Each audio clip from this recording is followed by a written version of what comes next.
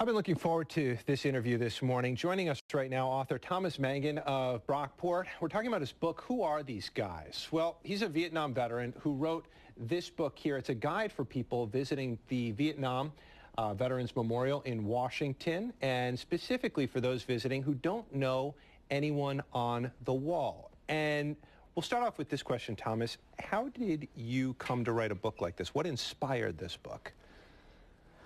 My children went to Brockport Middle School, and the 6th grade in Brockport Middle School goes to Washington on a Washington trip every year. And one of the places that they visit is the wall. And I didn't want my son walking down along the wall without looking for a name. I know 14 guys whose names are on the wall, and I would not understand walking along the wall without looking for a name. So I wrote him, typed him out, a short little synopsis, a story about my best friend, John Bush, who was killed in Vietnam. And I gave it to him and told him to open it when he got to the wall. When he got to the wall and opened it, all of his friends wanted to know too, because they didn't know anybody's name on the wall. He was the only person in the class who knew anything. So 2 years later, when my daughter's class went, I gathered a bunch of stories. I started with the 14 stories of the guys I knew, and then I went through some books on Vietnam that I had, history books about Vietnam, and took stories out of there.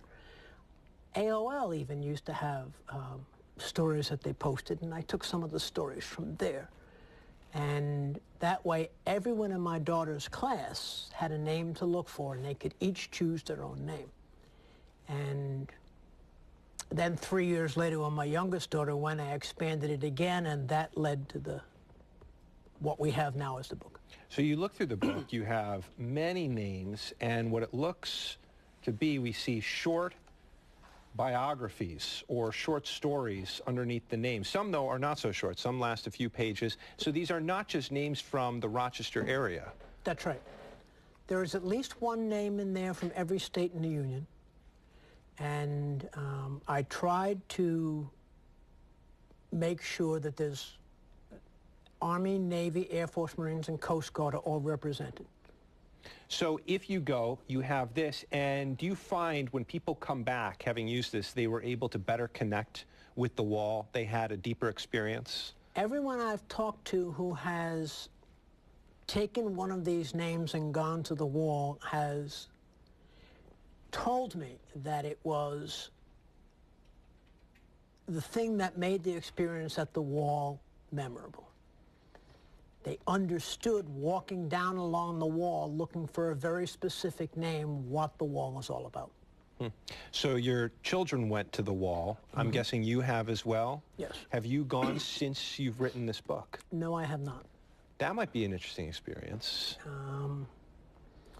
I have gone since I wrote a lot of the stories in that book, but I have not gone since I published the book. Yeah. Did it make it more memorable for you because you didn't know some of the people personally who are in this book? A lot of them, probably. I didn't know any of the people other than the 14. There are 352 stories in there, and I knew 14 of them. Interesting. Where can people pick up a copy of this book? They can pick up that copy of that book in the Rochester area at Liftbridge Bookstore in Brockport, or they can go on Amazon.com and order it there.